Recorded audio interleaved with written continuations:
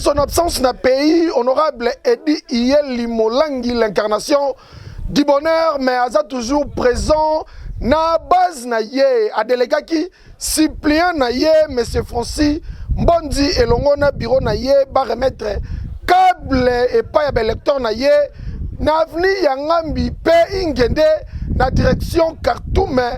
Gambela baleli mingi bana banyoko mina courant kasi honorable atinela ki bango 50 mètres pona emeka kosunga bango bazwa courant ya malamu kasi esila ki wana te pavillon ya marché bayaka pavillon ki bomango ezola talele ya sika bazo tongango kitoko elengi oyo wapi papa social oyebi kolinga papa kokaba babota magana yango coup de chapeau tolandele maoyo.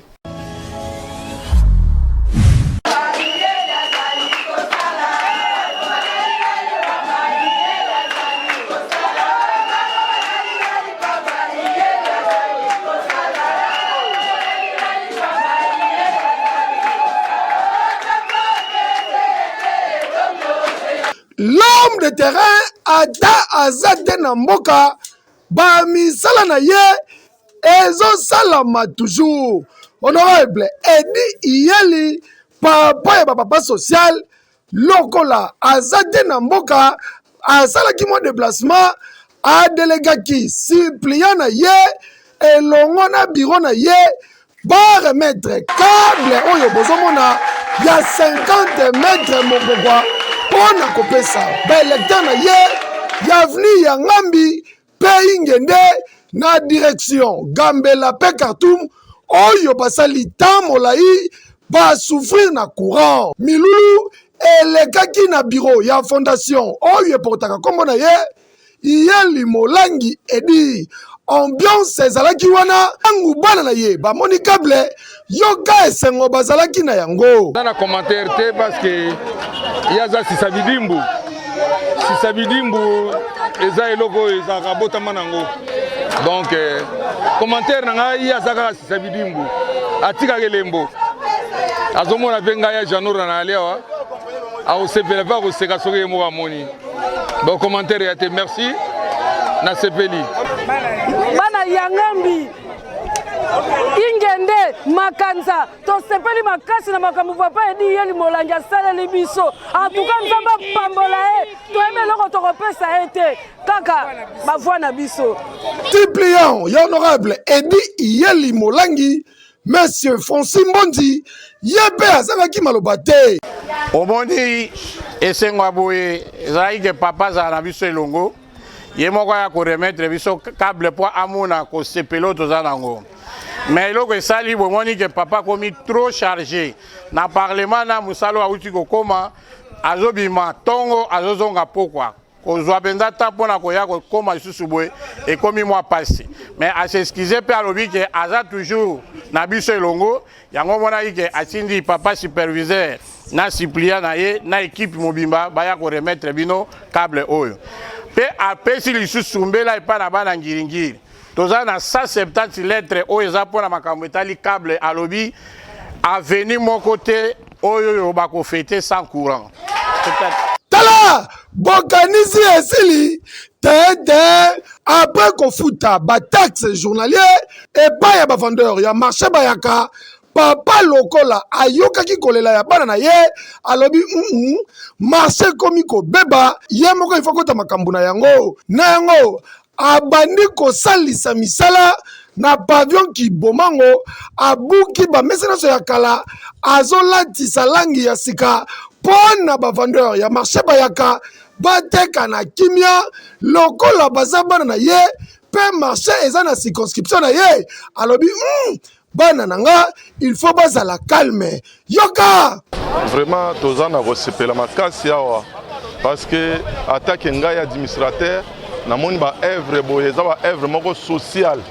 soki député a bon vota qui a yé sur ozongela bina zo sala ba œuvre boye en tout cas za féliciter makasi En tout cas, pour Nangai, naza ko remercier papa Edi Yele na oya saleli biso. Aponye kolote, aponye longité, asa penda ya bonzambe. Pour c'était prévu to somba ngona ba $30, biso to za na makopité. La fois passée to somba mesa mona 60, mais ba proclamer biso que d'ici là ba oboma ba mesa to bonsa déjà mbongo po to somba. Mais nzambe la mawane pe na boningo na ye atinde biso papa Edi Yele. Apesi biso ba mesa gratuit to futelo ko côté. Même pas ça, en plus de cela, après foutre les biso bambongo ya taxe. Pendant un mois, tu refoutes ba messate. Vraiment, ba grâce, nzamba baxile belé a oumela. Si la 5e génération na epenza e pambo mama kat. Merci d'abord papa Edi Yele. Vraiment te remercier yo biso bana bayaka. Toza penda d'un cœur avec yo. Na komona na ba initiative na yo ya kosala ndengo salaka. Oza papa oyo oza na compassion ya kosungaka bato. Ngai étant que vendeur vraiment na apprécier musala na yo na yebi makanisi na yo ya malamu ndengo salaka. Vraiment pour ça na biso ezali ndengo sungi biso boye. Vraiment topesi nzambe merci na oyo sali. Mais ko bakisa makanisi malgré pe na bureau na yo kotala boye soki mbule beti tokoka pena koteka te ya liboso eza na no caniveau eza malamu te et tondi na zelo toyebi même na conseil des ministres elobamaki faut basala ba caniveau mais na yebi te na makanisi ya malamu ozali nango soki pe okoki kotouche même bata OVD baya kokere biso caniveau EDD koluka pe soki moyen ezali kopave biso awa soki mbula ebeti vraiment mosala mbala moko esilaka donc mai donc ba client moye ba poussa na pembeni na biso ezate.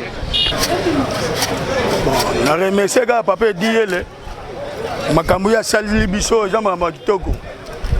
eyaki prévu ke tofuta ba $30 po basala biso bamesa mais ye olonga biso na bowumbu na sepeli mingi mpo na ye awumela eloko ya sali na tomoni yango te epuis na kosenga mibale so bamesa esili akire biso baterase oyo ezo so mbule beti mai dondation donc tozodinda elo na senga kango na sala biso kaka yende ngana ko fote merci tala lelo na vie na conjoncture oyo kosala ba eva boye il faut sala kaka honorable Edi Yele po y a pas de que toi papa misala zo sala ezo monana 2023 tozimele totala bongo badongolo miso baya na ba polo pe na ba t-shirt bana ngiringiri balobi niet nzela ezate po honorable Edi Yele molangi akanga na ye masolo c'est naturel papa ya papa social pesa bango devoir kitoko elengi oyo wapi ke yo